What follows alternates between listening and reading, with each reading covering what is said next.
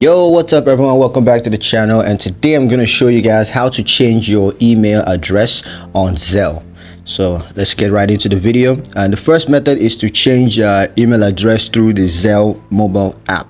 So what you want to do is to open Zelle app on your device. Then you want to tap on settings or account icon. Then you want to tap on personal information or account information. Then you want to tap on email address, and then enter your new email address, and then confirm your new email address by entering it once again, and then tap save or update to complete the process. And that's the first step. Now the second method, of course, is to change your email address through Zelle's website. So first you want to do is to go to Zelle's website. Then you gotta log into your Zelle account.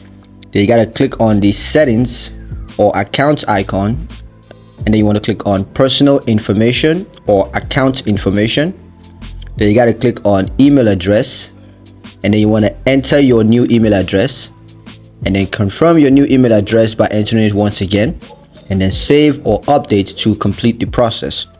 Now there are verification process involved, and of course the first is verification email. So Zelle is going to send you a verification email to your email address.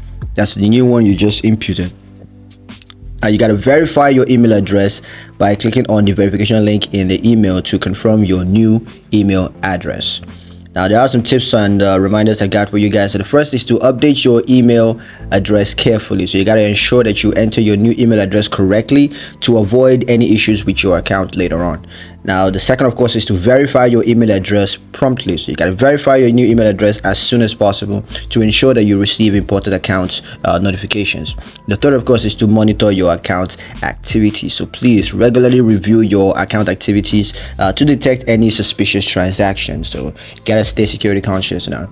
So that's pretty much it for the video. Thank you guys for watching. Hope you liked it. Hope you found it useful. If you did, comment on down below. Let me know what you thought. Share the video with your friends and subscribe to the channel if you haven't done so already. Please don't forget to ring that notification bell so you never miss another one of our awesome videos in the future. Thank you guys for watching, and I'll catch you in the next one. Peace.